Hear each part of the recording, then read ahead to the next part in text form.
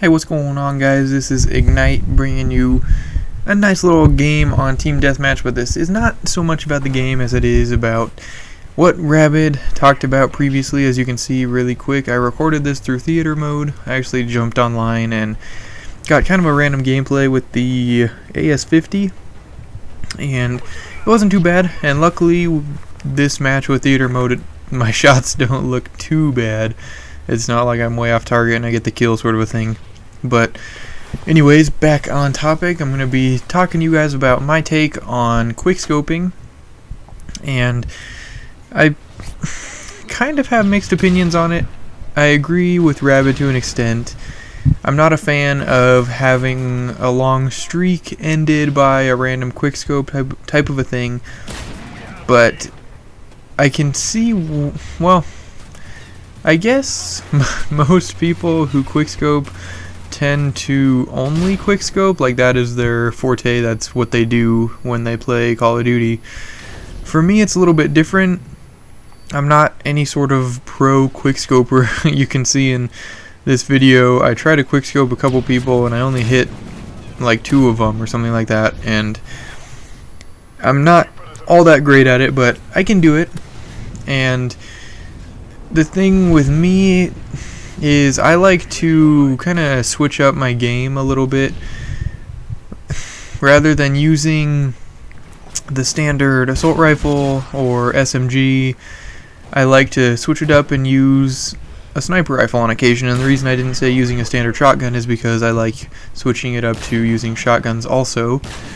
And it's a change of pace. I like being able to use snipers, but the thing, I know snipers are kind of geared towards more of a slow-paced, long-range, long lines of sight type of game, but I don't like sitting back and doing that. That's not fun to me. So being able to run around with a sniper and quickscope kind of gives more, I guess, variety to the gun. You can use it, if you know how to quickscope, you can use a sniper at pretty much any range, which in some senses, I guess you could consider that to be OP, but, well, basically because with shotguns they're beasts up close, but there's no way to give them long range. I mean, you can put damage or range on them and they can shoot farther, but still nowhere near what a sniper can do, or an assault rifle or anything like that.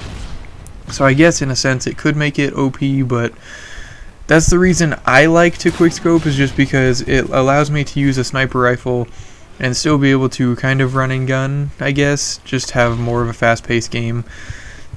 And I know there's a lot of hate towards quickscoping. A lot of people do quickscoping basically for like montage clips, which that kind of quickscoping, I mean, I know it's the same thing, but using quickscoping in that style is not something I like to do, or something I'm a fan of. I don't like people who jump in a domination game, sit back and try to do a 360 no scope to pick off 3 people on a flag, because most of the time the people who do that do not cap the flags, so they don't help the team win at all, which is really annoying. I actually played a game last night where I was the one person on my team of 6 doing anything about the flags. I finished with like a score of 3,000, and the next best guy on my team had, I think, 1,050. It was ridiculous, and for a little while there I was kind of keeping up with the other team of 6 I was playing, but then it just goes to show you can't really win a domination game on your own. But anyway, besides that's a little off topic. I actually wasn't really planning on starting a new topic like Rabbit had said, but I can see why that was his idea. And actually, while I was playing this game that you're watching in the background, I thought of the next topic I wanted to talk about, and that's what I'm using, is support streaks. And I guess the stealth bomber, a lot of people hate it, but just support streaks in general. They're new to Call of Duty, and I can see where Infinity Ward was going with them. The people who are more casual players who like to cap flags and things like that generally can't streak as well as somebody who sits back and holds down a corner sort of a thing, or watches a high trafficked area.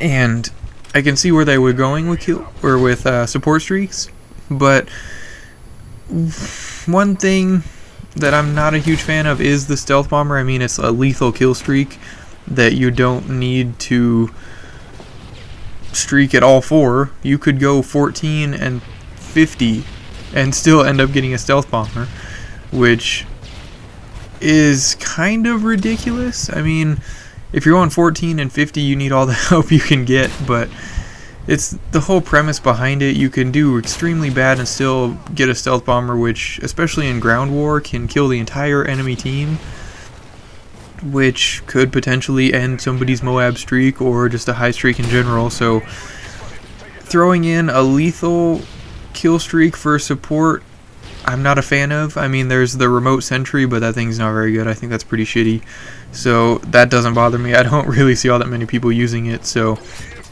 that doesn't bother me so much. But just I don't know, what are your guys' opinions on support streaks? I know tomorrow you will hear Rabbit's opinion on them, and right here I get a little campy, but it turns out to be alright, because this guy who comes up tries to RPG me and fails, and I still get the one-shot kill.